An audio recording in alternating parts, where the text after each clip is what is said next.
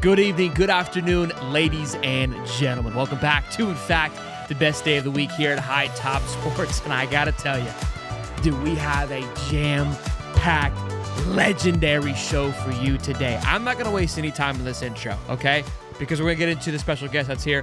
We're going to get into Zach Abolverdi, talking all things recruiting later on in the show. And, of course, what's been a hit on this show, it's voicemail week, okay? Or voicemail day, if you will, where we listen to all your fantastic hot takes through the voicemails. But it's even more special today because our host on Monday for Champs Corner, Stephen Harris, joins us. And usually that's enough. Yay. That gets the people going. But we know there's one more, Stephen, okay? We know there's one more guy to get us fired up. And I would let you usually talk, Stephen, but I don't want to waste any more time. We want to get this guy in the room as soon as possible. Jump into it, baby. Do we agree? Jump into Ladies it, and man. gentlemen, without further ado, if you were rocking the swamp in the mid-2000s, you already know who this is. Number 81 was that dude. Chris Routes, big plays, championship rings, you name it. He helped put Gator football back on the map in an era that you'll never forget. It's an absolute honor and my pleasure to welcome this Gator great, the one and only, Dallas Baker, the touchdown maker, ladies and gentlemen. Come on again, let's go, maker, baby. Come on. Yes, sir. All right, let's go. Yes, Let's go. All right, Dallas. Welcome to the show, my man. How we doing? How we feeling? Doing great. How about you? Doing well. Steve, I know you want to talk to him a little bit, give him his flowers, and then we'll dive into the Baylor days, the Gator days, and get as much as we can jam-packed in this show as we can. And we're pumped to have you. Yeah, man. It's just an honor to have my brother, Dallas Baker, the touchdown maker, live on the show with me, man. Bro, you know how we go back freshman year, 4-1, 4-2. Can I let them know, Dallas? If they don't know. Yeah, go ahead. Yeah, 4-1, 4-2. If you ever see us interacting on social media, 4-1, 4-2. That's our room numbers. We stayed at the Spring Complex. So our building was on the 4th floor. They were in room 401. No, we were 401. Y'all were 402? No. No, y'all were 401. You guys, the left We're was 401. Yeah, so we were 401, him and Tori and Charles, and we in 402 right across the hall, me and Terrence Holmes. So we used to leave our door open, and it was like our thing. So we came in as freshmen. So when we say 401, 402, we locked in like that. So that's a little till. But it's a love to have you on here, bro. I appreciate everything you done. I love following your career, watching all the success that you're having. And I know God got big things in store for you. So it's a blessing to have you here on the show, bro. Appreciate that, bro. Love you. And yeah, I could Don't say cry. we were kind of crazy leaving. Don't. Hey, so look, I used to fight it, but I'll admit it. So I was the one that was very emotional. And the reason being because I was just a little bit more mature than them. So they didn't know what we were accomplishing, but I did. Were you a crier, Dallas? Are you a crier? Yes, I am. I love it. Yes, Only I am. on my shoulder, though. Only on my shoulder. I got a that's the bad memorable thing. That's picture. I got a memorable picture when we blocked the punt South Carolina game. And Dallas crying on my shoulder in the picture, man. I'm holding him like my baby brother. Like, it's gonna be all right, Dallas. I got you. I told you we gonna win. I support the maturity argument because I understand where look, as I've gotten older, I've always been a little bit of a baby too, a crier myself, but I'm more emotional now over things because you're able to see it from a different perspective and appreciate it, and it's like an overwhelming feeling. So you were more mature. Stephen was a child. I'm back in Dallas on this one. I'm back in Dallas. For sure. Real man cry. Yeah. Well, I can't just say it was even the crying thing. I was the emotional one. I was the one, I hate to admit this, as a coach, but I was the one that was slamming his helmet, or, Okay, both sides. getting on everybody. No, I got on everyone in a good way, though. Like, come on, pick it up. Like, shoot, we work harder than everybody in the country, so this game shouldn't even be close. But when it came to crying and stuff like that, shoot, I was the one crying after the national championship again in the locker room, though, on Steve's shoulder. I was crying after we beat. Yeah, so I'm a crier, man. I even cry now with my own receiver. So Passion, yeah, baby. at least I'm Passion. admitting it. I respect it. Look, I'm emotional too. I'm the same way. You get those highs, those big lows. I think that's what we're needed. That emotion's needed in a room. So they just sometimes, They don't Yeah, appreciate what they exactly. got. They don't appreciate what they got. I'll just add this to Dallas' character.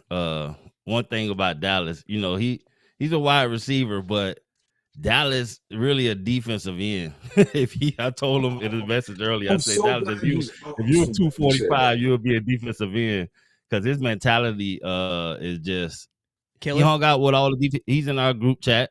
He's with the defensive linemen and safeties and Reggie Nelson and Marcus Thompson. Like Yeah. he blends in with, although he played wide receiver, he was one of those wide receivers where he's gonna come down to the defensive end of the field and get in our face when it's our turn to hit the field. Like, hey, get the ball back, we gonna go score. So Dallas was So very, I very need vocal. not to Go ahead, cut you brother. off, but No, you here. You somehow, here. some way, bro, I need to get that piece and show my receivers because everybody I coach, I keep telling them like my mentality was different, and everybody think I'm lying.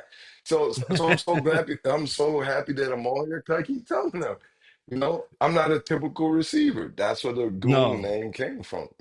Trying to figure out what's the identity? What do we call it? You know what I'm saying? And that's how we came up with the name. That'd be something to talk about on here too. How we actually came up with the name. yeah, no, Dallas is definitely what received on the defensive side of the ball for his mentality. And he took that as a receiver. You can see it in his blocking in his Gator days. He didn't take none of that for granted. So Even if let's the dive ball into it a wasn't little coming bit. his So way. you're trying Yeah. to embellish that or instill that into your receivers, the mentality that you carry. Is that what you're trying to get at? Yes, yes, exactly. So, this is live, so I've never done live before, but I can't. Neither have So we. for First me, I time. can see on my screen. Okay, so it's clear on mine. Can you guys see me clearly or no? Is it a little choppy? You're a little fuzzy, but But it's it's okay. yeah. Yeah, You're don't not worry about it. delayed or anything. It'll It's probably straighten up. delayed on your end, but you're good and you sound good on our end. Yeah. Okay. But yeah. So I would say for me, that pride came from just having to fight for everything that that I was ever given. Like, hey, you're gonna start, but we're gonna bring in this guy to push you. And I would say from little league to high school, even with college, like you got to think. My senior year, I look around. You got Percy Harvin, Riley Cooper, Lewis Murphy, Hmm, Andre Caldwell, Janelle Cornelius, hmm, Kenneth Toots, like on hmm, and on. David Nelson, Jared Fate. Like I yeah. don't want to leave anyone out. So for me, I couldn't be the strongest because you had Bubba, who was Andre Caldwell, Bubba doing 225 26 times. I'm like, this dude's a receiver and he just did 225 26 times. And For I sure. couldn't be the fastest because you got Percy, Bubba, uh, Jamel, and there was one more with Chad Jackson the year before. But all those guys ran high 4.2. And so I'm like, shoot. And then when I'm thinking like, okay, I'm gonna be the smartest, well, I couldn't do that because then again, you got Jamel, you got David Nelson. Like, okay, so I'm Nelson. like, what can I do? Yeah, I'm like, okay, you know what? I'm gonna try to be the toughest, smartest, receiver in the room. And so that's where it came from. Like we're gonna block Thomas Davis, this linebacker that plays safety at Georgia. I'll block him. So Hmm, it's like, for you sure. know, and so that was my mentality. And I want to say I thank the good Lord for that because now if I'm a coach, I could tell my guys like, shoot, I did this. So I'm not asking you to do something that I didn't do. And so for me to be able to show them that helps in the room a bunch because like, man, my coach is telling me to block this linebacker, but he didn't do it. That's not true. Here it is. Here's the proof Crazy. of me doing it. So For sure. yeah. My favorite part of doing these interviews, we've been blessed with Stephen here, and he's got us some incredible guests like yourself. That in hearing y'all's connection and just in even hearing the 401 to 412, like I kind of get like a little insight to that life a little bit. But hearing Mm. the mentality from all of you, from Lewis to Steven to yourself, because again, I've talked about this with Lewis too. You always would hear about all these players, and look, you were a big name, but what you had to overcome these things, what you had to do to be in that opportunity. We don't see those things. So it's cool to hear these years and years Yeah. later. I know the fans appreciate the heck out of it. And I'll just interject, even in that road at Florida, Dallas already had a tough road in his whole journey just Oh. to Florida. So he comes with a lot of history of overcoming. And so I think Yeah. that's what's the greatest part about him as a coach, because he's never going to be speaking from a position of not knowing, or I was just the star. No, I had to go make a name. I had to go. It before Dallas Baker, the touchdown maker. I was just DB from New Smyrna.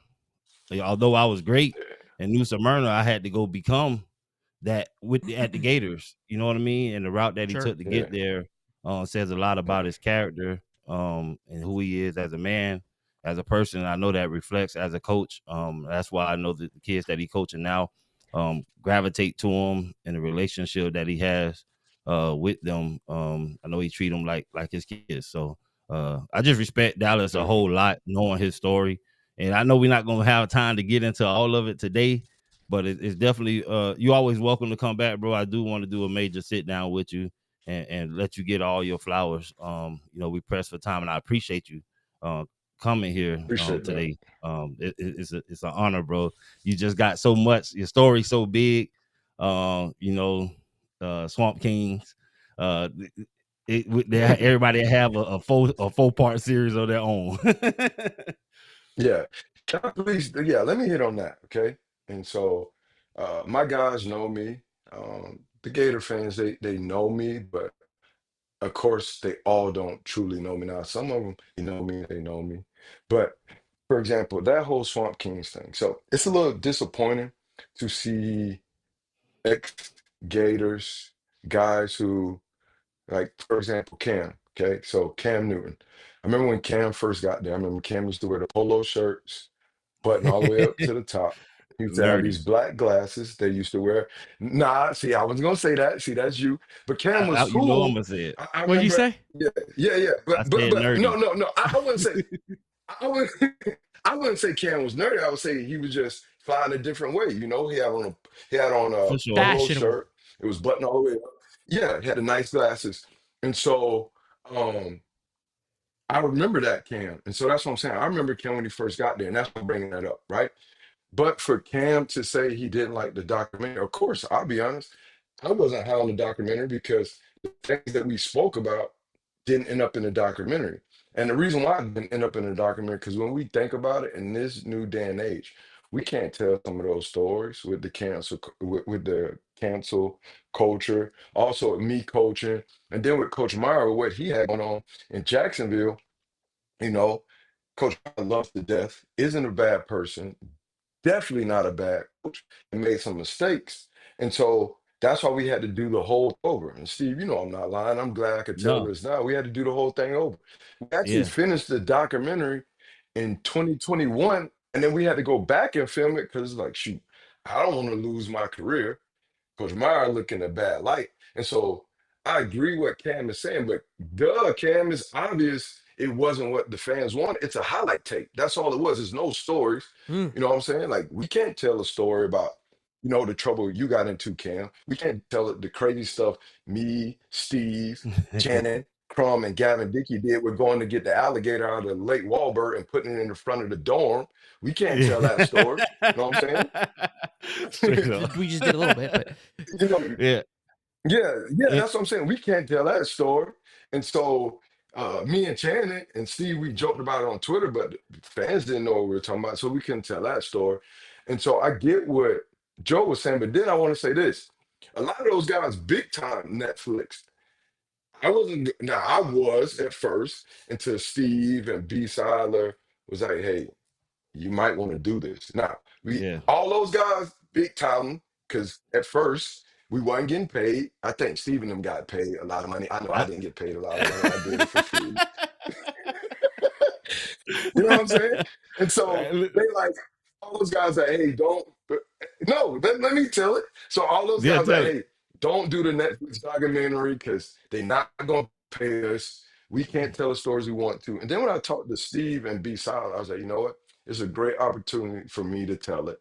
It's a great opportunity for my daughter, who is 16 years For sure. old in high school, who means the world to me, to see her dad on TV accomplish something. Because For her sure. whole For life sure. growing up, her friends and everyone knew who I was, but my daughter was in that phase where she was too cool to admit that she thought her dad was cool. But now she at that phase where it's like, you know what, my dad is cool. And so I'm like, you know what, let me do the documentary. And then it turns out it ended up being big time on Netflix. And like I said, Steve and those guys got paid a lot of money. I didn't. I did it for free.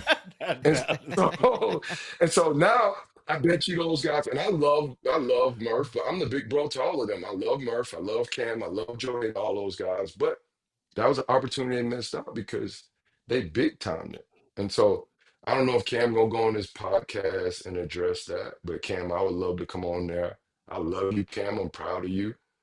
I remember going to watch you practice, and me and Bubba asking Coach Meyer and them like, "Oh crap, is he gonna start over Tebow?" That's how good he was. That's I'm gonna tell everything on here. No, for sure. I watched that practice, and I love Timmy. Again, I'm big bro to Timmy. I love Timmy, and who Timmy is who Timmy is. Everybody trying to figure out, is that fake? No, that's really Timmy. That's who But he is. I remember going, I'm like, oh shoot, I'm like, this dude just as good as Cam. Talent And wise. Bubba probably gonna hate this. Yeah.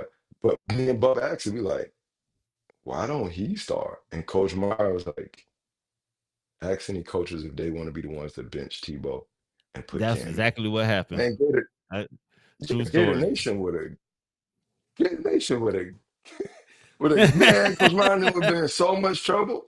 You know what I'm saying? Now I'm not saying that Cam was better than Timmy, but I'm saying just had man, the had everything attributes you that guys can't be saw, replaced. yeah.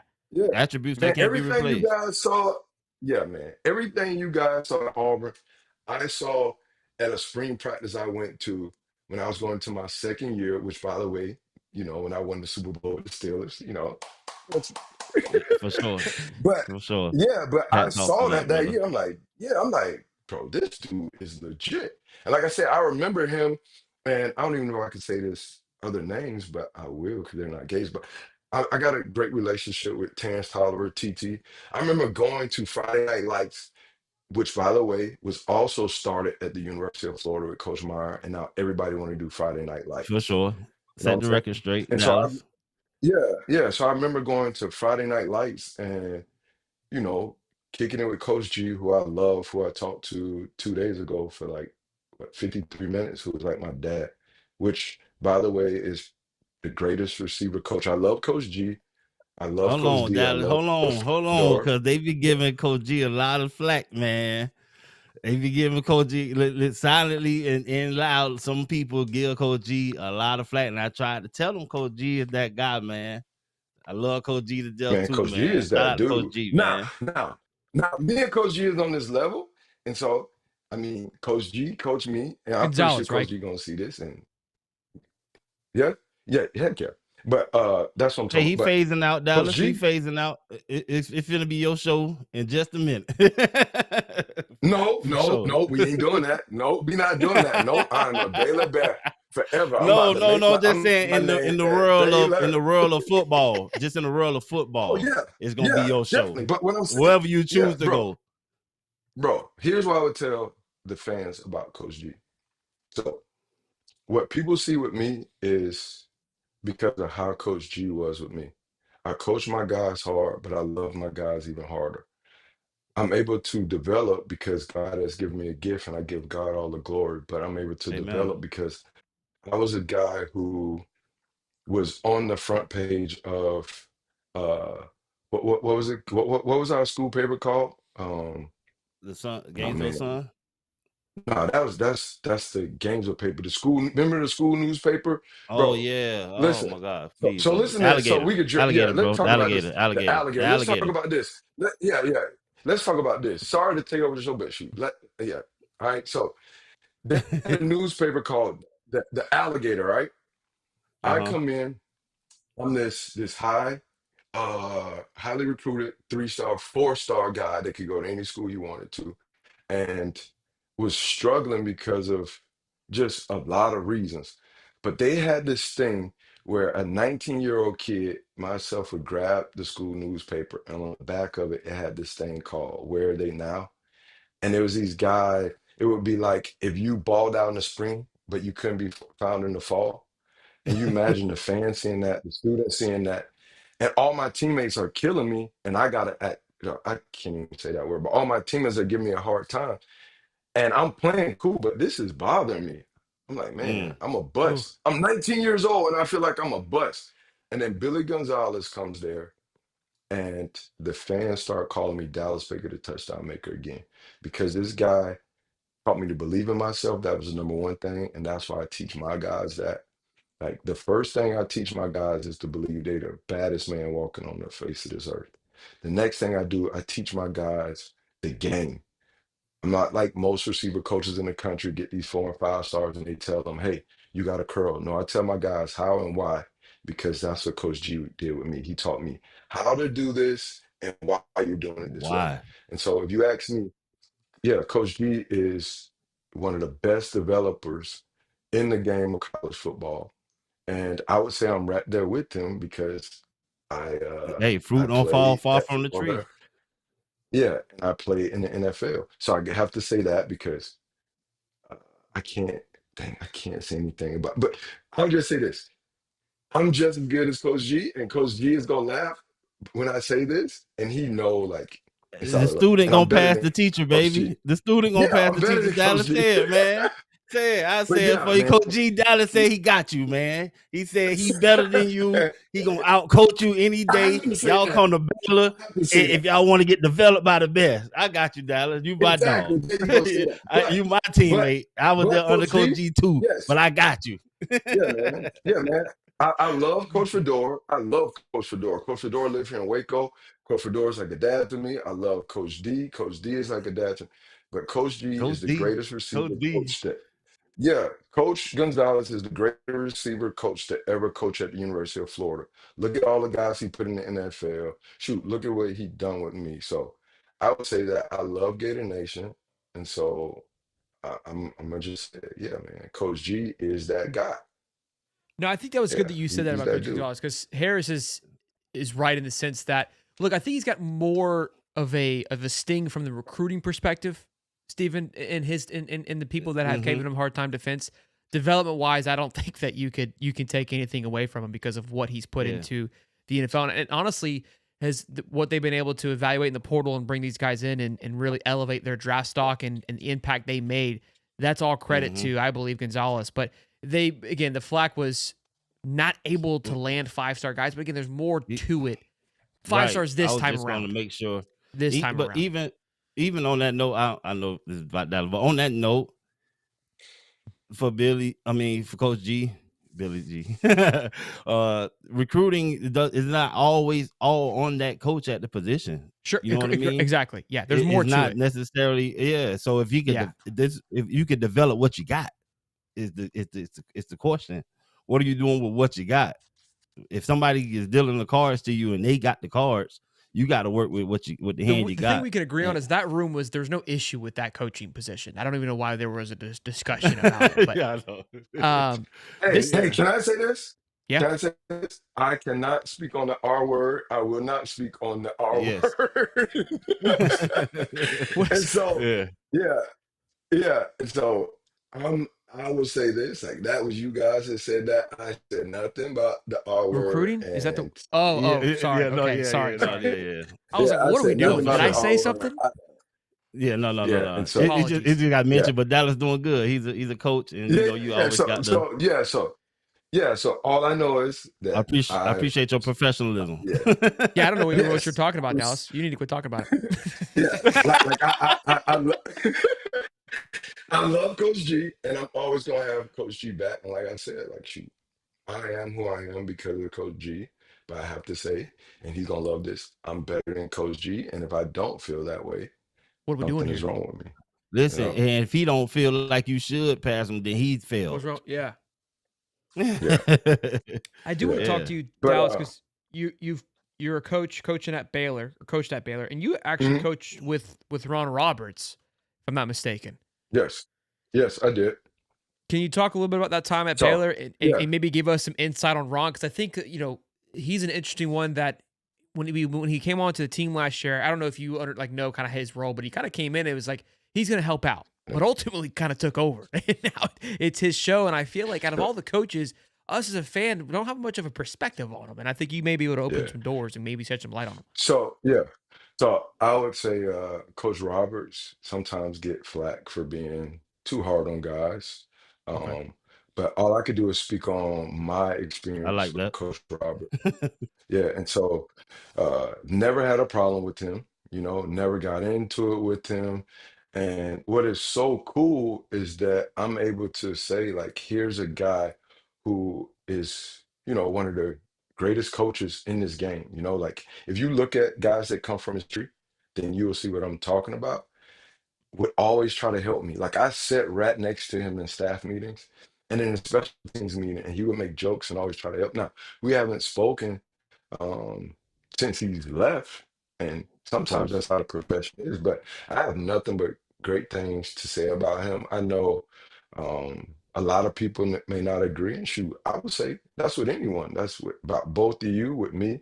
Like, there's always going to be someone who has something negative to say about somebody. And what I would say is you can't let that control how you view that person. You have to find out for yourself.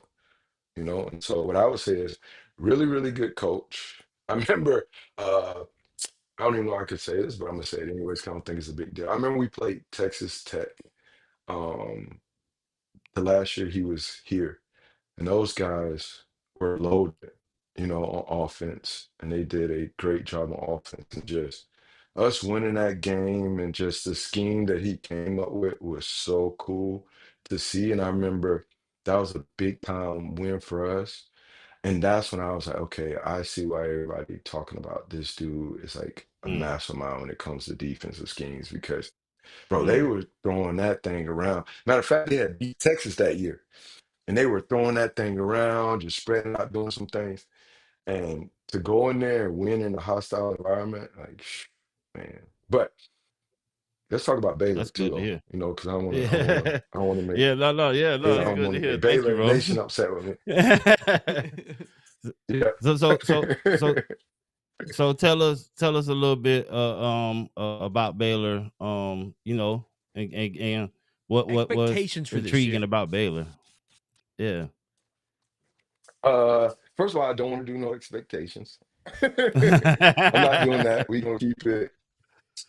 But Coach I, talk, I coach will talk. say here's what's so yeah, here's what's so cool about Baylor. Okay. So Baylor is a Christian university, and everything that I wanted as a player is what Baylor offered to the student athletes here.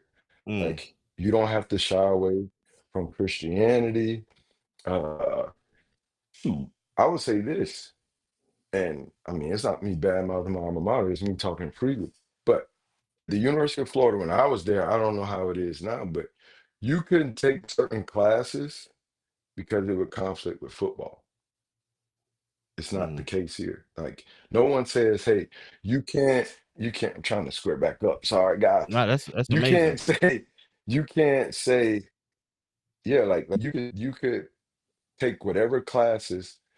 If you want to major in something, school comes first. That's what I'm saying. And so it's really student athlete. It's not athlete student like most universities that lie. No, it's truly student athlete. And so I love that piece. And then just yeah, and just the other piece where it's like I would say Coach Meyer, who everybody I love. You know, I think I probably talked to. Well, I'm not gonna sound arrogant, but I would say I talked to him a lot. I don't know how many players that play for him talk to him as much as I do, and I said that anyways. Not just say I wasn't gonna say that, but I talked to him a lot, and so of course I love him. And I would say with him, Coach Mick, Coach Mar, I want to say some names because I don't want to leave guys out, but the way that staff had it to where I was dealing with mental health.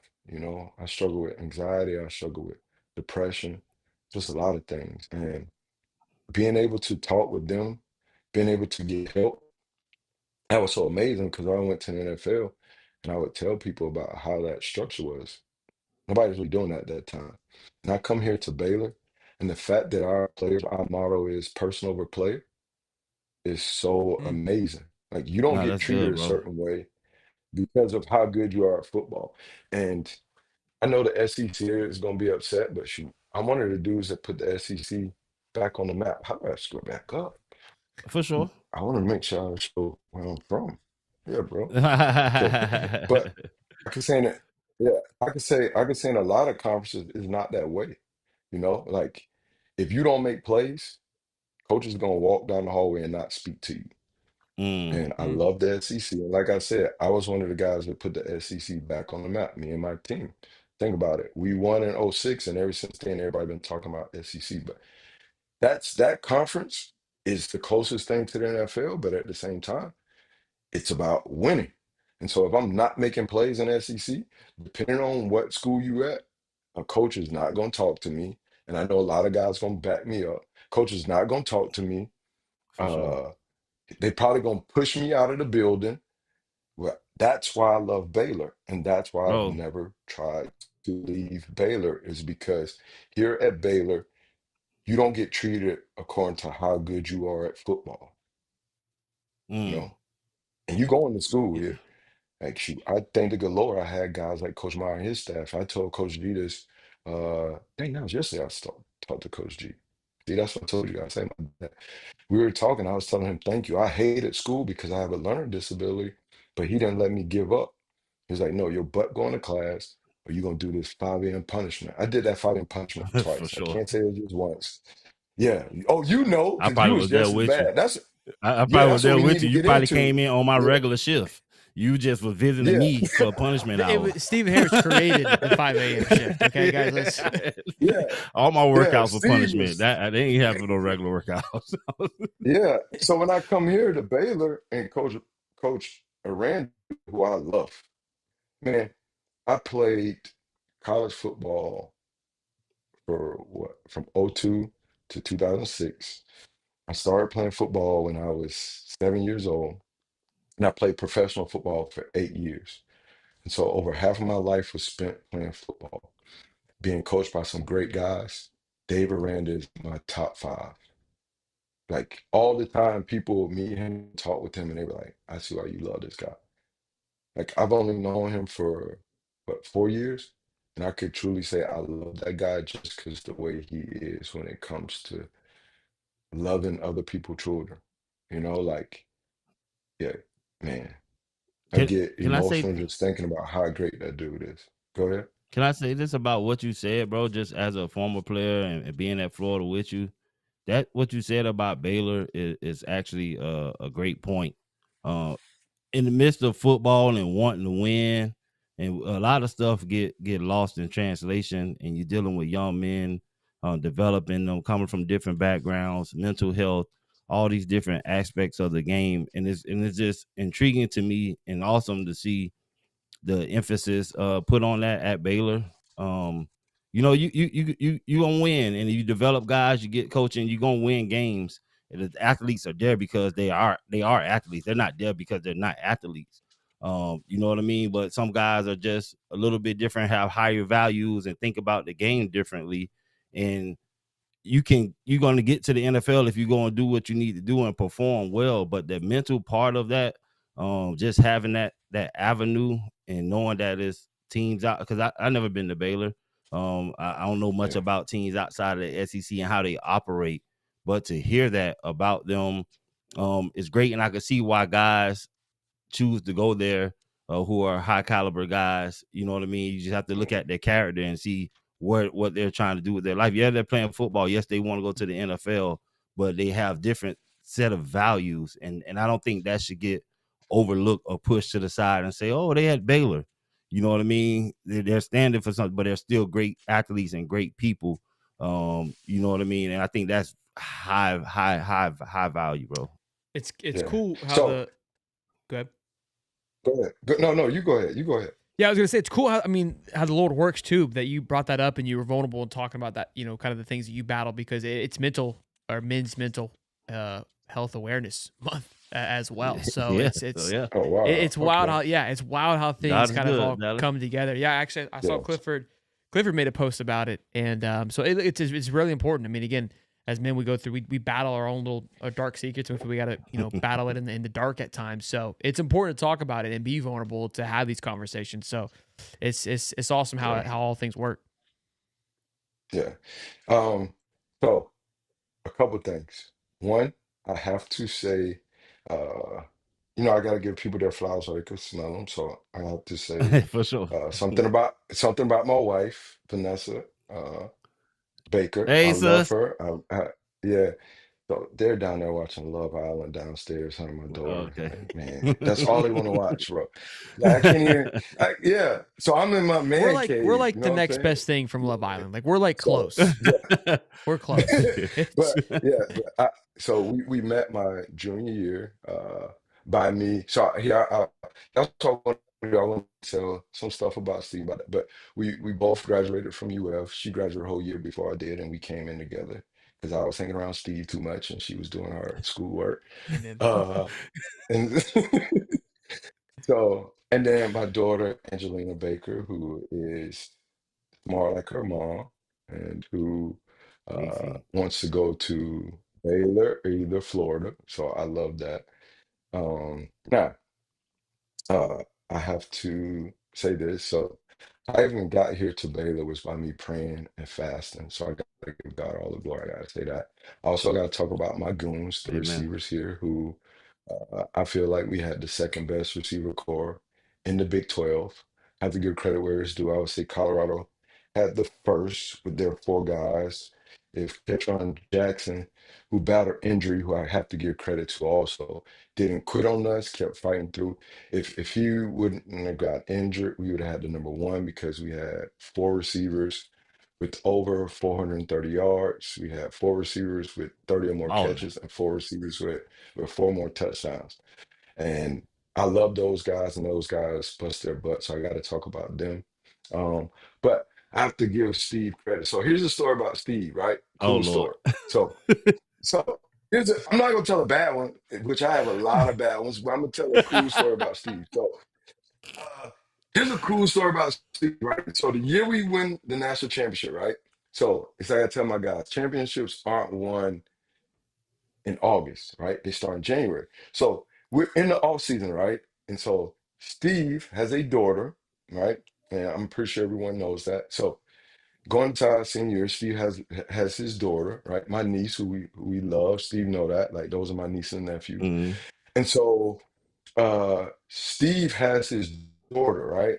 And his daughter, uh, mom, I guess she had an early class or something. And uh, so Steve had his daughter, right? 6 a.m. workouts. Steve brings his daughter to 6 a.m. workouts. And guess what Coach Madison does? Great Madison. This talks about the staff we had. For sure. Babysits his daughter while Steve trains. When he gets done training, which by the way, Coach Madison is holding the daughter, making sure Steve's Walking daughter around with doesn't it while I'm cry, working out, walking dog. around. Steve is busting his butt, right? And when it's over, Steve gets his daughter, goes home, and I'm sitting there and I'm thinking, how could I sit here and ever say I'm not going to work hard when I just watched this guy who is my brother do that, you know? And Steve, don't get emotional, but Steve's gonna cry. that right there, yeah, but I that got these right shades there, on. yeah, that right there is part of the reason why I work so hard. Guys thought I worked hard because Man. We like all gonna guys gonna cry. think like, yeah, guys gonna be like, oh, Dallas worked hard because he was leader of the offense. I love you, 12 gauge. I love you, Chris. But come on, everybody know like I was the leader of the offense, and so I didn't work hard because I was the leader on the offense. I worked hard because that's what God instilled in me. But because of those guys, like I said, watching Steve, like, bro, his daughter just came out here. He worked out, didn't make an excuse. Bro, let's just say what it is. There'll be so many guys who be like, hey, I can't come because I have to do this. No, Steve Yeah. figured it out. Like, I'm a firm believer on, man, like, figure it out. Yeah. And so, Steve, I've never told you that, but I have to tell you that. No, Like, this you it's just, didn't, bro. Listen, yeah, bro. Man, listen, I'm blessed, bro. God is everything in my life, bro. And yeah, I don't like my story, bro. And my story yeah, connects to a lot of people, bro. I've been through a lot, seen a lot from my oldest brother at 14 going to prison. I was 9 years old. yeah. He took me robbing at 9. He went to prison at 14. Hmm. Gave him 25 years to life. make it to Florida after not playing no little league football Yeah. and only junior year, senior year. Now I come to Florida, meet all you guys. Y'all bring me in as brothers. I'm broke. I ain't got no clothes. I ain't got nothing when I get there. No TV, nothing. And so Yeah. just walking that path, and none of this stuff Right dawned about on that. me. Even when I was doing it, bro, I didn't think about it, bro. And so to hear you say it, it's a memory that almost was like lost to me. You know what I mean? And to know the impact that it made, and to think about it now at 40 years old, bro, that is major. And that is all God, bro. It's not me. So it just made me thankful and grateful just for the life and path that he's given me. You know what I mean? Yeah. But thank you, bro. Also, I Thank want you to, for sure. yeah, yeah, bro. You know, I love you. I also want to say I thank you guys for making me believe that uh, I could beat you guys up because me and hey, me and B Solid were kind of like so. B Solid, y'all gotta. I know y'all be hating on B Solid, but y'all gotta keep it real. B Solid was the leader of the defense, and B Solid was kind of like the leader of the team because he was more outspoken than me. But I was like right there. He was like A, I was like B, but he ran the defense already. And when I would get upset at the D line because we had the number one receiver corps in the country. Okay, For look it sure. up. All right, we beat Ohio State 41-14. Okay, we had 4 receivers score, and we had the number one D line in the country. And so the D line and receivers would always butt heads because they would think they too cool and everyone was scared of them. So I'd be the one to be like, listen, if the next guy does not have his hand on the line and Coach Mick add another 100, I'm gonna fight you. Moss is 6'7", Steve is 6'5", 6'6", D Harvey 6'6", Joe Cohen, Ray McDonald, like all these dudes. I would threaten to try to fight them, and they would just laugh, but like, yeah, okay. And so there's no way I could whoop them, but they would make me, and I would just feel like, yeah, they know He'll better. still blow And up now that at I'm us older, though. I'm like, Yeah. yeah, but now that I'm older, I'm like, bro, the dudes could have beat the brakes off me, man. So I We had thank you love for guys for you, making me Dallas. believe that I could beat you. I love Yeah, it. yeah. Because Honestly, I there was just a gotta couple correct guys I one did thing have before to you beat get up. out of here. I just gotta correct one thing before you get What? out of here. uh-oh. You was the Oh, leader I of the beat some guys up. offense. Don't do that. No, listen. Yeah, because No, no, no. I You was beat the leader Murph of the up. I offense. beat Murph You know, up in the you locker room for talking back. no, you What? did. Listen. Yeah, yeah, Murray. And Shh. then, Hey, and then, shush, hey, no, shush, no. I'm getting on the shush. How in the phone. world? Shh. Okay, my fault. Yeah. So y'all be Cause mad at me now because Murph I gotta beat come Murph back on up the show. We ain't because got Murph is talking.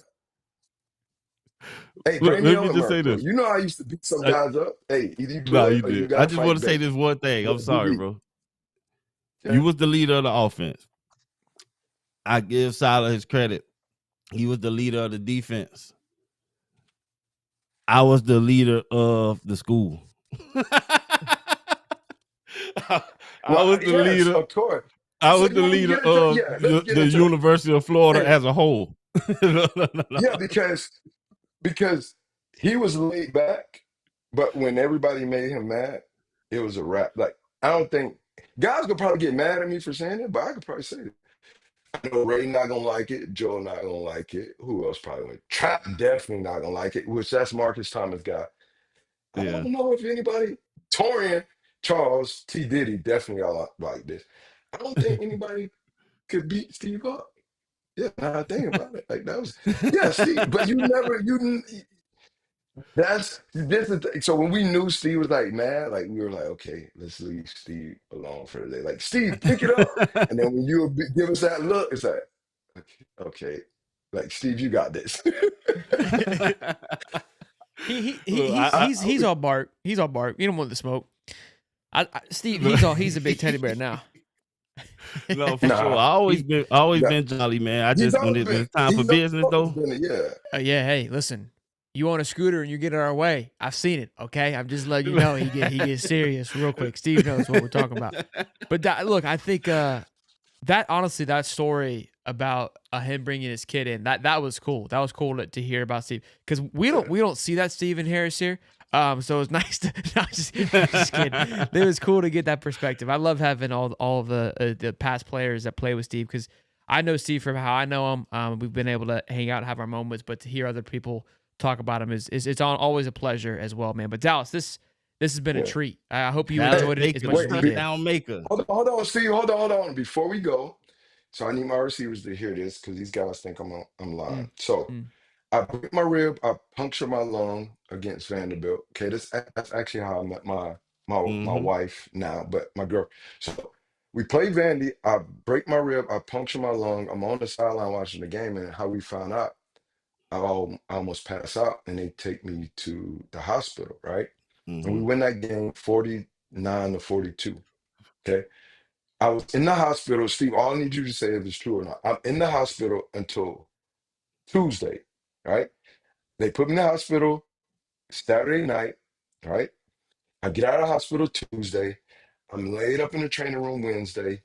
Thursday, I watch practice. Friday, Coach Meyer does his Coach Meyer.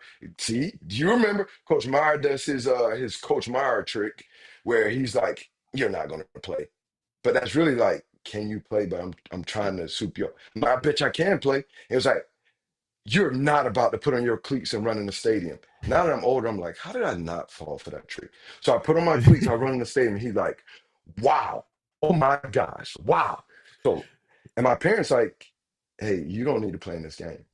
Not only did I run while they were in the walkthrough, and the trainers and stuff was like, "Wow, he's actually On going the to play." sideline, yeah. Yes, I get on the plane that Friday after the walkthrough. I broke my rib, I punctured my lung less than a week ago. But I get on the plane, I fly to South Carolina, and I actually play in the game. So I told one of the coaches who's at Arkansas now, who I work with here, named Eric Mateos, about that, and the guy said I was lying. Steve, is that not True true? story. True story. True story. Dallas True Baker's story, flu kid. game, baby. True story. Nah, Dallas was resilient, bro. Dallas was resilient, man. And he always had the Under Armour or whatever it was with the "I can do all things through Christ who strengthened me" on his chest, man. There you go, bro. You remember it. Yeah, for sure. Appreciate that, bro. Yeah. Never a doubt. Well, Dallas Baker, the touchdown maker. Gotta have you back, bro. I can't thank you enough, man, for coming on the show and chopping it up with us. It's been a pleasure. Would love to have you back on. And keep crushing. Good luck over there at Baylor. And thank you for kind of sharing some insight and being vulnerable today. This was fun, man. This was a great time. Tell them where they can follow you on the Bird app. Oh, yeah. It's Coach D Baker 8181 on Twitter, Coach D Baker 8181 on Instagram, Dallas Baker on Facebook, and Coach D Baker 8181 on Snapchat. Great stuff, man. Appreciate you guys. Well, thank you, Dallas. It's been a pleasure. Hope you enjoyed it as much as we did, man. Go Gators. Oh, man, Dallas. Go Love Gators. you, bro. Go Baylor Bears, too. baby. Oh, there it is. There it is. Yeah, we gonna sick them, baby. Sick them, baby. Yeah, bro. I would love to come back on and tell some more truth. That's what I was saying. Yeah, truth. Yes, sir. So we definitely have you back, bro. I love you, kid. Appreciate you, man. Okay. Thank you. Go Baylor, man. Right. Go Baylor, bro. Yep. Exactly. And good luck this season, too. Easy. Thank you, bro. Go Gators. Go Gators. Yes, sir. Boys and girls, ladies and gents, what a show, Steven. How about it? Sorry, we're bro. not done, boys. We're not done. Man. Yeah. Steven's done. For time, but no, it was good. Zach moved it back. I saw that we were rolling. No. Y'all kicking me out? Yeah, look at this. Right on time. Look at Zach. Let me say hey to Zach before I get out of here, man. No, you can't say hey to Zach. No, I'm just kidding. Let me get Zach Abolverdi in here. There he is. Zach. What up? What's going on, boss? Good to see your face and hear your voice, man. How y'all doing? Hanging in there. Likewise. Good, bro. Well, I'm gonna let you guys chop it up, man. I just wanted to actually be caught on screen with you, bro. You know, Let's go. I can get me a screenshot and have you sign it. Put it in my office. What did the touchdown maker have to say? Oh man, some good stuff. Great stories, bro. He said great Cam was better than Tebow, and the Cam should have started. But we'll leave it at that. Yeah, he it was definitely good stuff. said that. Juicy. Yeah, definitely. Yeah. It'll be clipped. I mean, in hindsight, yeah, he was saying that from first quarter. He said in first quarter it was like that, and they were pushing for why Cam ain't not the and you got to hit the rest. I ain't gonna. Yeah, we'll clip. It'll be clipped.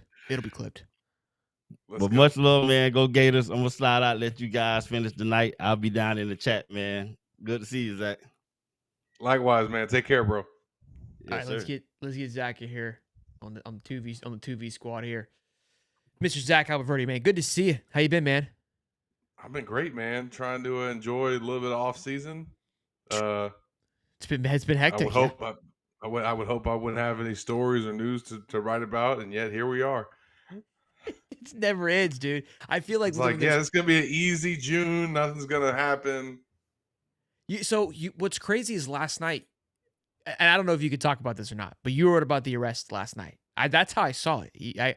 I got the email because you didn't share it, and I was like, why can't I find this anywhere else? But I see it in my email, and I am scouring, trying to figure out what's going on here.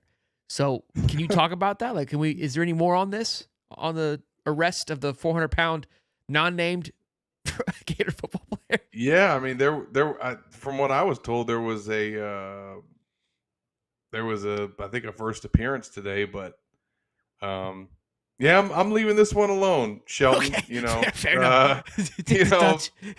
We got minors involved, and like you said, we wrote about it on Gators Online, and we wrote what we could confirm and what we could put out there, but it's a sticky situation, and it obviously is a concerning situation too. So it needs to get sorted out, and just hope for the best there, because you hate to see stuff like this come up. Those are crappy ones because you have to, for you especially, have to report it, and it's like there's laws you have to abide. You don't want to, and again, we don't know how the full story, so you don't want to paint a picture. You have to be as neutral as possible. If they only knew how real I was, Shelton. They only knew how real I was. Like, we sit on those stories, man. Like, that stuff is just, sometimes we don't like to press the button. We don't want to press the button until we have to press the button. Yeah. I don't think people realize it. Not that I'm in those predicaments, but my boss can be an a-hole at times. But I know I can definitely speak for myself and certainly Gators Online, and I think a lot of people, I know I'm not in the media to write stories like this, so I don't mind sitting them out.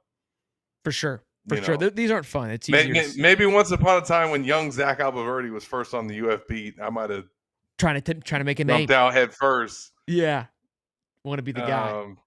I'll let it ride nowadays, man, and just hope for the best. It's not worth it. But let's talk about some positive things. Let's talk about some good news, some hype, some buzz.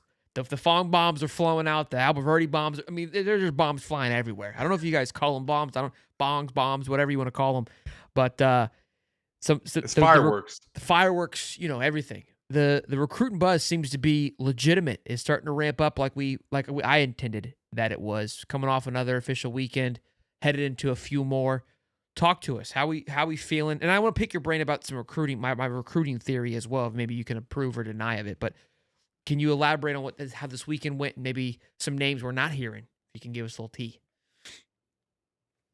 Why do you always catch me at these times? You got a phone call? Did you get a phone call? You got a phone call, didn't you? Always, just like the universe aligns to like we're getting find out something going on, and then I just happen to get asked on Shelton's show. But no, man, like they're working, man. This staff, this is their time to shine this time of year, like the recruiting staff, and they've brought in a bunch of recruits for official visits. They got more coming this weekend. I did also literally learn tonight of at least one surprise secret visitor that apparently came to campus this past week, or I guess weekend. I'm not sure what the dates were on that visit, but they're staying busy, and it's always interesting to see this kind of storyline come up every single recruiting cycle, where Florida fans are like worried about where the class stands early in the summer or late in the spring. And we go through this seemingly every cycle. And yet by the end of it, Napier and this staff go on some crazy run, whether it be in the summer or whether it be at the end of the cycle, and end up with a pretty healthy legit class. Yeah. And I think that's where things will probably trend. I also would say that I don't think it's going to take as long for this class to come together as the last one did, because of all the clouds that were hanging over the program and question marks. Like right now, there's momentum and excitement, and people looking forward to the season and looking forward to Lagway. So I have a feeling that they're going to have a lot of their class in place by the time we get to the end of the summer. And I think that's their goal, obviously. Surprise visit. Is it like a good surprise? Like, oh no, it's not. It's nothing crazy. It's not like they had some 5-star. okay. But I know of one recruit that they brought on campus and was asked not to report it because they how these things work, man. They're trying to figure out all their options, and they don't want to they don't want to alert other schools as to what they may have going on. I just know that this staff gets busy, man. Like they take this recruiting stuff very seriously and very passionately, and nobody wants to land kids more than them. And I personally feel like they've proven their ability in these last couple cycles. Like what they did at the end of that last class was I've been following and covering Florida recruiting for a long time, and I've not seen a finish quite like that. Just in terms of the flips, like they had so many flips in a 2-week period. And I know recruiting is different now, and commitments don't mean what they used to. It was still nuts to see it happen the way that it did. We if you want to use this in one of your write-ups, we coined the phrase Jubilee June, and I listen. I think that Billy has really taken a liking to it because we got to commit June 1st and then June 3rd. I'm not saying that he's trying to really. Last year we didn't have one. I understand that, but this was coined from 2 years ago, and they had like 8 in like 2 days, right? We kind of mustered it up, and I think now we're really starting to hammer home on it. I'm really looking forward to a big June, and it sounds like you're well, and the alliteration works for July too. It could keep it going. You know what I mean? So you just you know what I mean? Jubilee July, yeah. Just bang it out the whole summer. We call it Juicy July, but if you want, I think okay. We have. We got to give each month its own flavor. We do. We had Madness May. Nothing happened, so we didn't have anything coined up for that one. I think last year was Nasty November when we dialed it up. Maybe I don't know. I can't remember. You know what I mean? Listen, we stay ready on this show. We did just get a crystal ball for McCoy. I don't know how to say his name. The defensive lineman, the 4-star McCoy. Yep. Talk about that. I know he just came off his visit, which with a few other crystal balls. Yeah, obviously that's a guy that's kind of been on commitment watch. I know that the guys, on the recruiting side over at Gators Online, they've kind of been tracking him as a potential commitment. And I want to say one of our guys has also predicted him as well. But then today he got predicted as well from the On3 National side. And look, it's not a surprise. He came out after his official visit and said that Florida was his number one school. That the official visit took it to the next level. And he really had a bunch of great things to say about the staff and just how much he kind of likes the appeal that they have. One of the things that they're selling him on is playing time, so I'm sure that doesn't hurt Florida's chances. He's got a commitment date for July 1st, and he's got some other official visits scheduled. But there's been other guys in the past, obviously, that have had dates set, and they pop early if they feel inclined, and maybe he could be one of those guys. But regardless of whether he pops this month or waits till July 1st, he's certainly trending in the right direction for Florida. Good stuff. I do want to ask you if you know of this at all, if there's any kind of fact behind this. Where is Florida? Do you know if Florida's looking to do another 22 to 25 recruits? Are they looking to go less? Is there been any word on that? Do you know? I would imagine that there is a class size that they're probably going to get to. I think that it'll probably be around 25. Okay. I think that, first of all, that's the number that they want to be around every year. Sure. I think from a healthy, attrition standpoint or in roster building, that's kind of where you want to be. Now that number is going to fluctuate. This year they can actually do it though, because they've got 19 seniors right now that are already guaranteed to be gone. Yeah. maybe you could have a couple juniors declare early, and then obviously there's always attrition that happens every single year. So I mean, it's not it wouldn't take a lot for Florida to have 25 spots available now, and that's really what it all comes down to. You know, they're at 85 right now. They're at the full capacity, so they're going to need some attrition to probably get a full class of 25. But that wouldn't be it wouldn't take much for Florida to get there. Look, I feel like they're in a good place, kind of where they could, when maybe before the couple of classes that they're trying to flip and revamp and fill gaps to where now they can really go, hey, we're going to go really heavy in this position because we know we're going to have gaps going into this year, but now we know exactly what type of guy and prototype fits into this, and we can show you exactly how. Javier Carr, I believe is how it's pronounced. He just announced today that he would be taking no. Again, we've seen how recruiting works, but he wouldn't be taking any more official visits, which is promising. But Don't go off what they say, Sheldon. Listen, I'll take it. It's for me right now. It's truth, so it's cool with me. It makes me feel excited. But he spoke in his interview that the fit was big, and then the ability to play because of the turnover happening in certain positions that he's going to be playing in. My other question is, it really feels like they're going defensive heavy as of now, because if you kind of look at the offense outside of the line, it's very young. Wide receiver room is very young. The running back room is they're like the fountain of youth back there. The quarterback room in a way is it's. I mean, you got Will Griffin, so that's already kind of established. Yeah, it's done. Yeah, but the other side of the ball, there's going to be a more attrition. When you talk about 19 guys, I kind of think that a lot of that's going to be on that side of the ball. Does that seem to be that kind of approach? Yeah, and I think right there in that front seven is where Florida's going to need to load up. I think that they obviously have to address defensive line in this cycle, to the point that do they maybe save a spot for a portal guy? Yeah, I could see that being the case at the defensive line, but you're also losing. Caleb Banks is obviously going to be gone, but at the edge positions, which is an extension of the defensive line, you got George Gums Jr., who's a redshirt senior this year and is going to be out of there, and then Tyreek Sapp on the other side. So, I mean, those are some important players to replace. Now, there's going to be they got guys waiting in the wings right behind them, the Cameron James and LJ McCrae's, but you still got to keep recruiting and keep building and having the numbers where they need to be. So I think D-line and edge, to me, jump out. And then I think safety is probably the biggest need in the secondary, because they did get a pretty good cornerback class. Not pretty good. They got a great cornerback class. Yeah.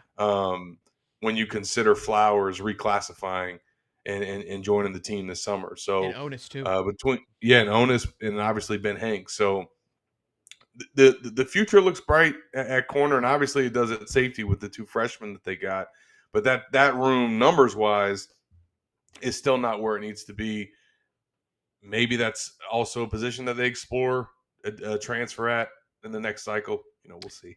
What's interesting, because Colin Simmons was somebody that we targeted last year. He would have started last year for us. And look, I'm not saying that you ever want to overlook one or oversee one, but when you kind of look at that edge room, how impactful it was when you had Justice Boone, the expectation for him, think about going into last year, Justice Boone, Tyreek Sapp, Pyburn, LJ McCrae, right? Colin Simmons kind of looking like, I'm going to be fighting for some spots when he goes over to Texas and starts right away. The reason I mention this is because now you're going into next year where a player like Colin Simmons, much more appealing now, where you're like, okay, hey, like you want to Colin Simmons. I'm not saying we didn't want Colin Simmons, but you got to be. Sure. I think Billy is a very honest guy to the approach of like you're gonna beat these guys out. Maybe you will, but that you can see what they've done on tape. Sure. Yeah, and now you can really go after a Colin Simmons type. The reason I mentioned that because Colin Simmons hit the ground running for Texas, and if you can get a guy like that, you can. That's how you maintain the success. Is you go and when you have these holes, these gaping holes, it's like we got to put all our eggs to a guy that can start right away, and that's where 5-star comes into play. Is that they hit the field as if they've been there for 2 years already. Yeah, man, and I just again I feel like this class will start coming together this summer. I just, you look at their board and you look at their needs and you look at how many targets are still out there and then how many potential flips that they could have. I mean, like there's the potential's limitless. For And sure. that's even before they get to the season. And I mean, what happens if they get some momentum from that? Obviously, if they get a big win early in the year, when's going to be their big first official visit weekend or recruiting weekend for a game? That's only going to add. They're in the driver's seat at that point. And look, I think, and that's when people kind of panic too. And I've been trying to say, so look, like it's way too early to panic. But another big factor is, like you said, like last November was the time to panic. Yeah, we were in panic mode. Like, no, we had every right to panic. Panicking in March and April is asinine, especially because the recruiting, you can tell the recruiting season has adjusted. And I've been trying to explain that. Yes, some schools go out running. USC has the ability to do that because they have zero identity right now. So they can just kind of tell anybody anything. There's plenty of places to start at. LSU did it last year. Their class fell apart. But this is where I'm not too concerned, is because there's a lot of guys, that top tier guys, that are not committed yet. They're taking their time. They are going through their process. So that's where it's like, look, if there's nobody left, and that's where last November, it's like you're looking around, it's like the only thing that's left is like you're stealing somebody. It's flips. Yeah, and that's what they did. And that's tough. That's a tough place to be. Is flipping is a little much harder than I think people realize. You want to try to be, look, it happened to us kind of the year before. We got a few stolen. Few picking is not nearly as bad as having to be in the boat where we were. Look, it worked out, but you don't want to be in that position from year to year. It's not. No doubt. It's not feasible, if you will. Yeah, and Florida, like I said earlier, is they're not at the point where they should be in that position.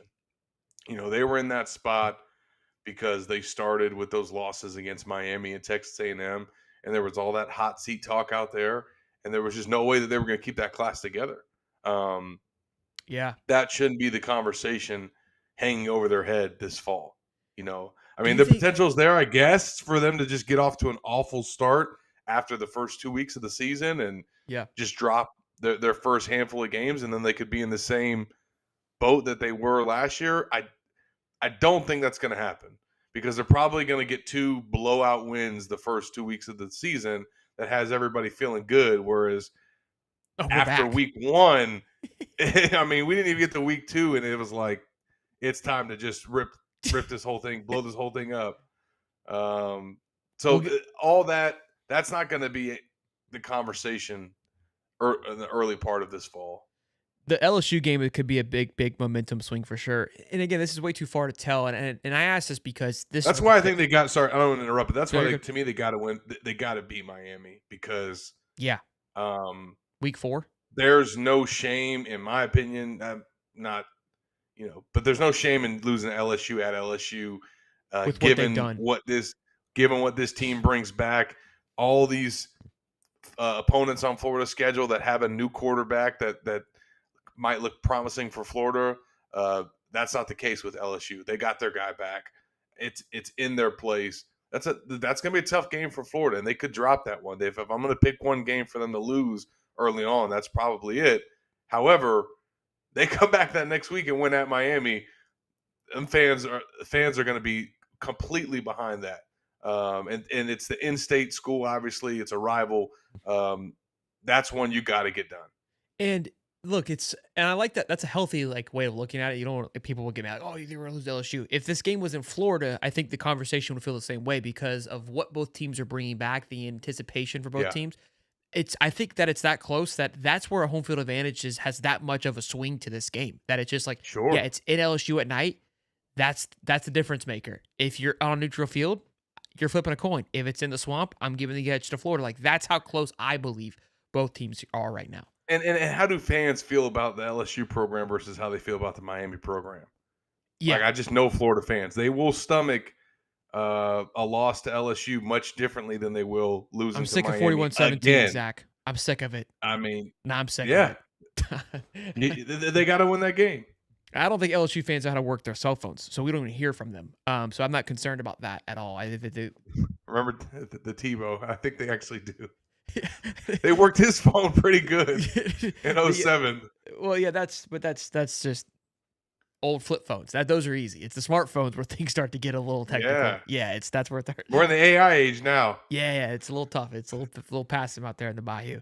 But do you think this class? Okay, this is what everybody wants. This is what Billy said when he showed up day 1. If you're not finishing the top 5, what are you doing here?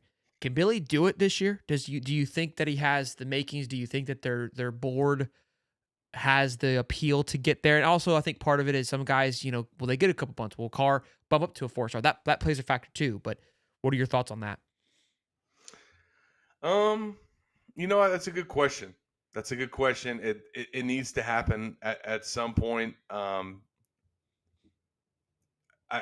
just think from a perception standpoint, as much as it, I think in the building, they probably feel like as long as they're within that range of, top 8-7, 6-7, that you're going to always, because what's changed, Sheldon, is why it used to be so important to have a top 5 class is because there was only 4 teams in the playoff. So it meant something to be a top 5, top 4 program because that would increase your likelihood of getting in the playoff. Now, you still want to have a top 5 class, don't get me wrong. But if you have the 7th best team in the country or the 8th best team in the country and the 8th best recruiting class, you can get in the playoff now. Yeah. And then it's at that point, so, you're kind of just playing the lines. That makes sense. A good point.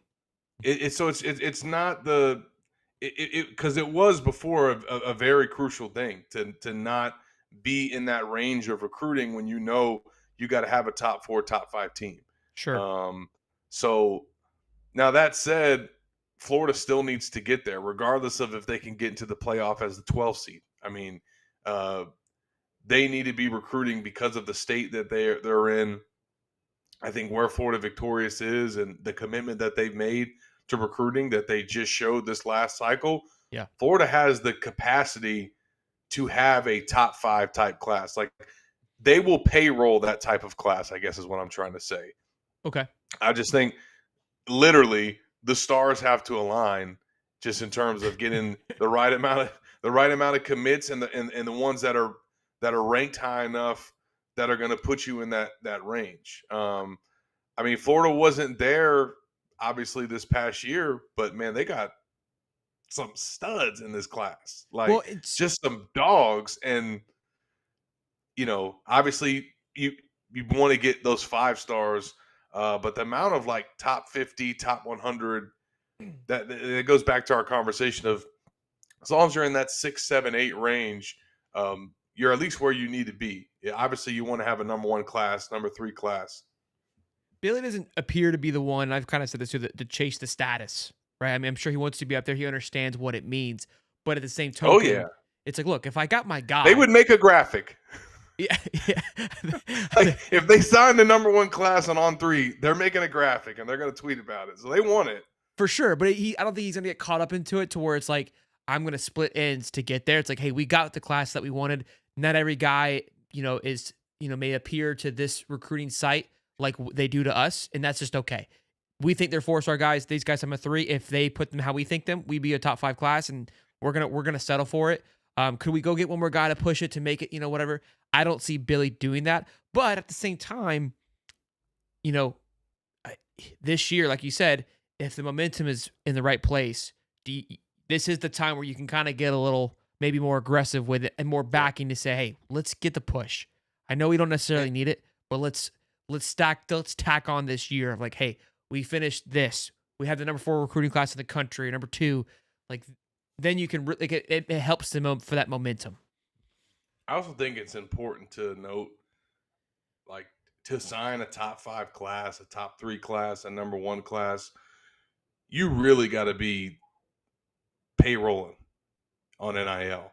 Yeah. Like, you really got to be shoveling out a lot of money to high school prospects.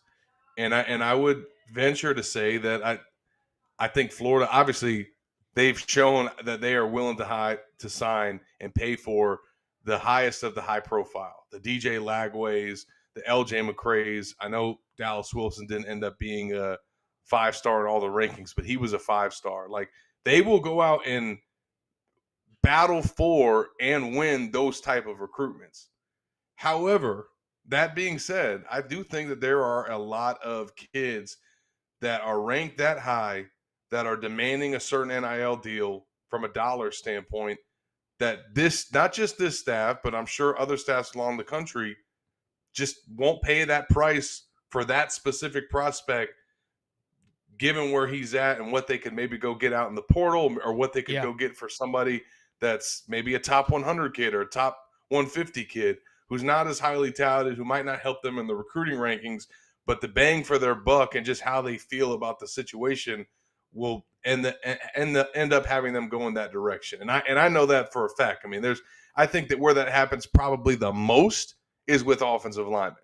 5-star offensive linemen are some of the most expensive recruits. And I think a lot of coaches, including Rob Sale, think twice about paying that much money to a high school offensive lineman. It's not that they won't do it, and it's not that they don't have the money to do it, but it's if we're going to pay this much money to a high school offensive lineman, man, this kid better be coming in, and you better not have no off the field issues. You better not have any stuff with your camp or with any weird stuff going on with NIL. Like, they're just not going to deal with it, you know. Now some kids, you deal with whatever comes with it. Like, they had all the stuff that they had to do to get Dallas Wilson into school. They dealt with it. All the fighting and recruiting that they had to do to get Dallas Wilson on campus, they did it because he was that good. So it's not like they won't pay. It was worth it. And it was worth it. So I don't want people to hear some of these comments and get the perception that they won't do it. I just think that they're probably selective about how they spend their money, and rightfully so. I think it's refreshing. I like it. I like that approach to it. I think there is people don't like it. People want to just kind of chase the star and like I said, chase the status of like, yeah, we signed all these 5-stars, but it kind of goes back to that Jackson Cantwell thing. It's like, dude, you made a lot of noise, bro. You better hit the ground running next year. You better be the starting guy, and your name is only said because you were perfect with how much noise you made. And that's there's plenty of red flags that come up in these recruiting processes, from whether how they're asking about money, stuff that they show when they're on their visit, just red flags that come up that just say, you know what, for the amount of money that this is going to cost and the potential headaches that could come with this, we're good, you know. And trust me, Florida is not the only staff that's making those kind of calls. But I do think that influences some of the ways that they go about recruiting, for sure. I love it. I think it's great insight. I think it's a great perspective, and it's always refreshing to hear. Zach, I appreciate you, man, pushing back and hopping on here and chit chatting with us. It's always a blast to get to.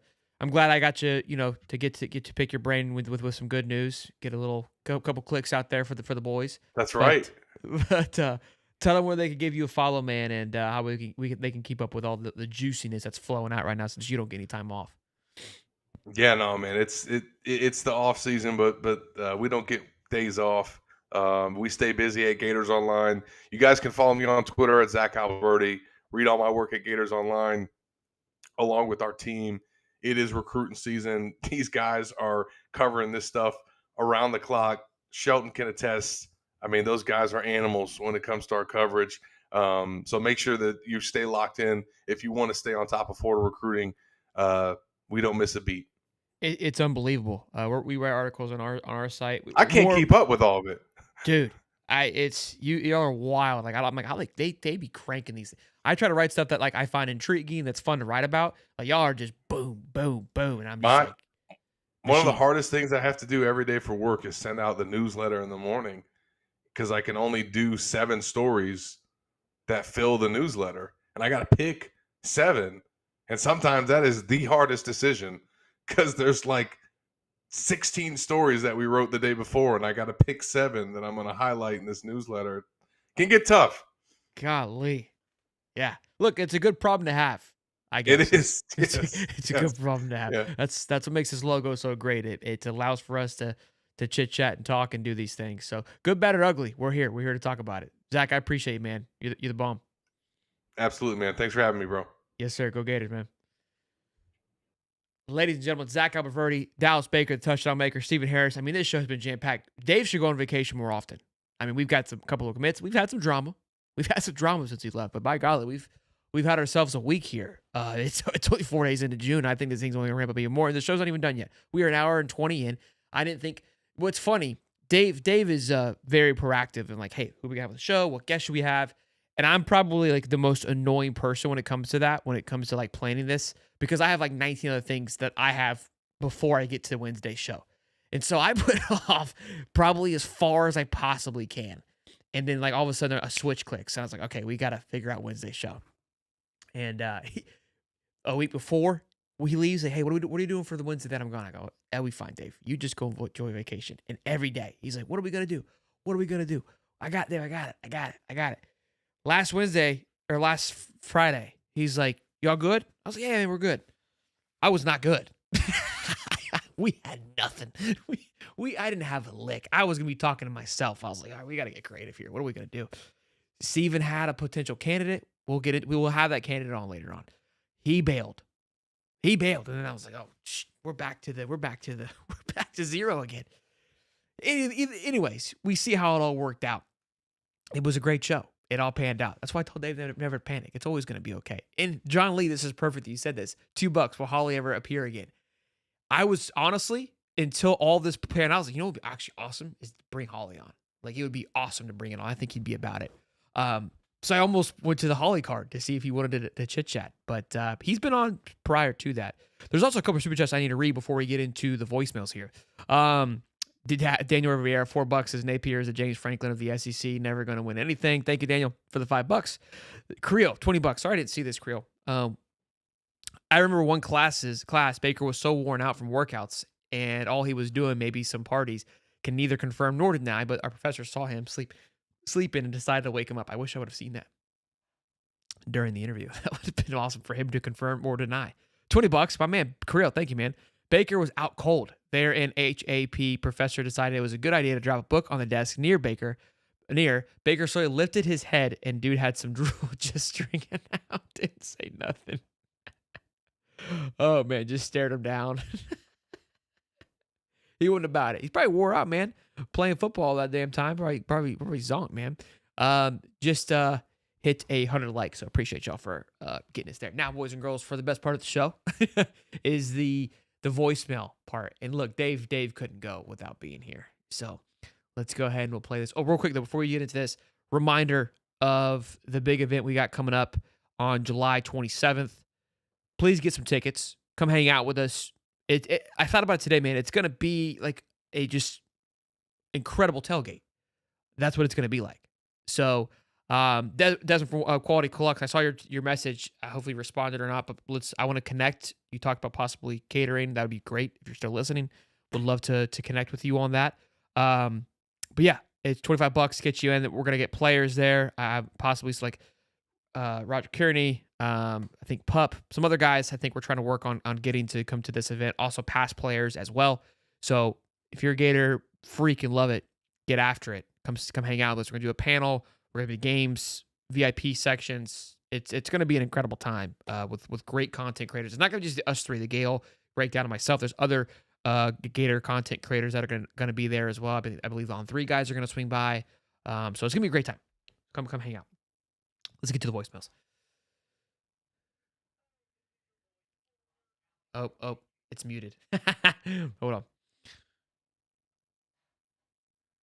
Hey, this is your boy Smolder out here on vacation, and I heard Smoke Dixon was just another name for his real name, Smoke Clixon, because we can't figure out which stake he wants to get behind. So listen, your boy Smolder says DJ Lagway is going to run through the competition like unranked teams run through the University of Miami. The ACC's still there, Miami. It's been there for over 20 years, but let me go ahead and slam this fucking Jaeger bomb out here at the Tiki Bar, courtesy of yours truly, David Smolder, who's on vacation. And stay tuned, boys, because there's more on the way. Aha! Dave was juiced up. What he's referring to is this Coach Smoke Dixon, I believe. I kind of called him out. And I'm not one to I call people out, but the other I've kind of learned like from the content creator, like not to necessarily try to always get into the pissing context. I was just trying to do a job, but I think there's a time and place. And I felt like this was it. This kind of irritated me, to be honest with you. Smoke Dixon is a guy on 247. And straight up, I just clipped it and called him out. And I kind of want to call him out again because, like, answer to this is my take on it. He made a post back in May talking about DJ Lagway. The title says Florida quarterback DJ Lagway is going to take a massive leap in 2025. Book it. Was very high on DJ Lagway. Like, super supportive. Then he comes on with Bud Elliott, who we know likes to make hot takes negatively against Florida as well. And if you disagree with him or call him out, he then proceeds to block you. But that's besides the point. Then says, Florida fans won't like this, but I'm not buying the hype. Quarterback play is still shaky. Road trips to LSU, A&M, and Ole Miss, brutal. He spoke about the quarterback play being sus in the spring game, not throwing. Although in May, keep in mind his first take, he hadn't thrown the ball then either. But just a month, not even a month later, he's now concerned of the lack of quarterback play and what he saw. I clipped it because his first take, talking about how great DJ was going to be, which honestly at that time was kind of the movement. It was no longer a hot take, if you will, because a lot of people were high on DJ. So he kind of just, I would say, shuffled into line. That's how I looked at it. Got like 10 likes.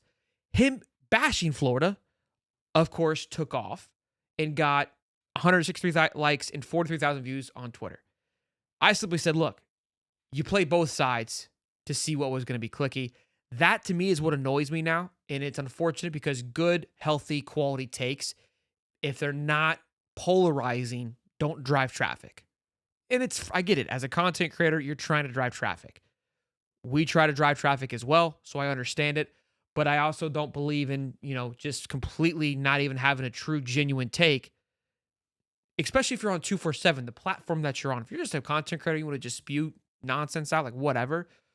But I believe there's standards, and you should hold yourself to that standard.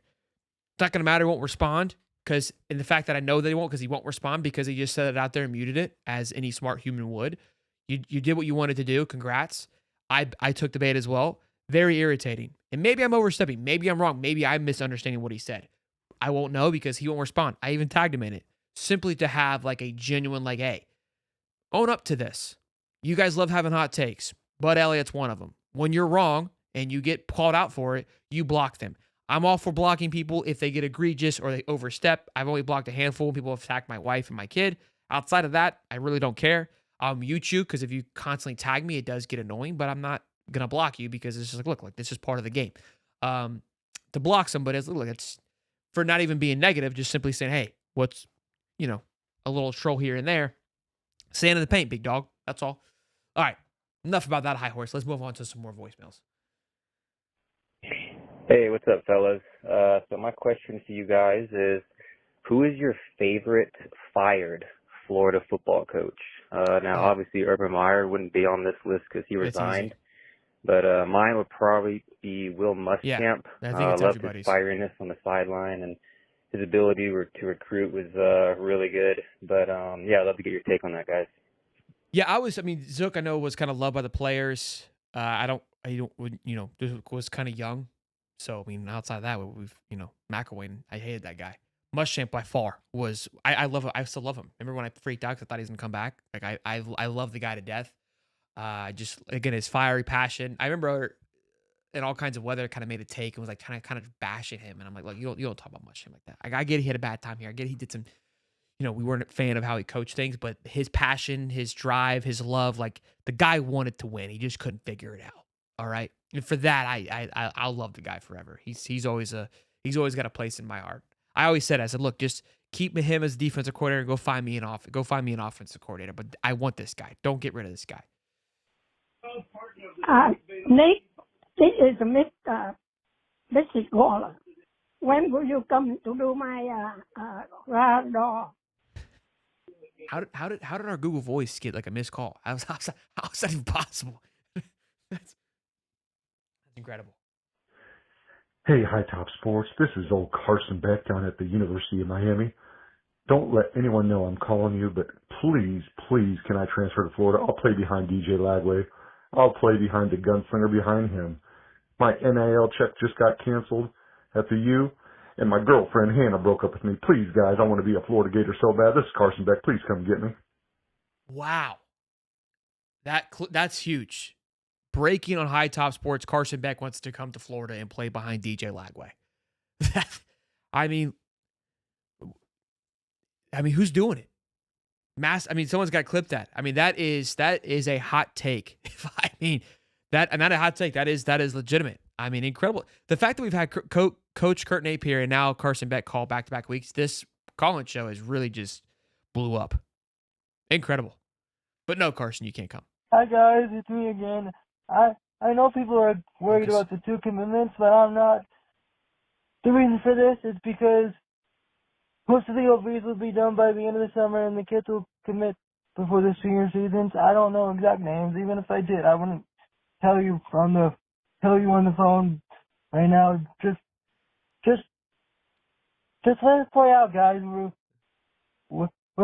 We have three official visit weekends coming up. 3 more official visit weekends coming up, and I'm not worried, so you guys shouldn't be. Go Gators.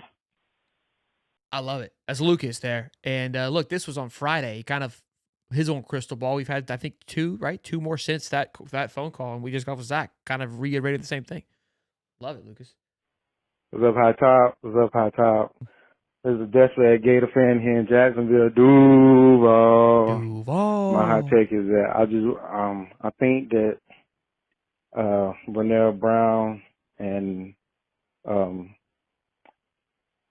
number 6, I think them freshman boys are gonna lead them and Eugene. They're gonna lead the receiving corps this year for sure. What you think? I think we might have the next Jeremiah Smith on our hands. What do you think? I mean, look, always go Gators. I mean, yeah, I've been saying that with Dolly Wally. I mean, that's what I've been preaching. Look, man, the wide receiver room. Mizell is one that I'll keep an eye on. Studevants is kind of the unknown, but I think Eugene will definitely be ahead of be spearing this thing.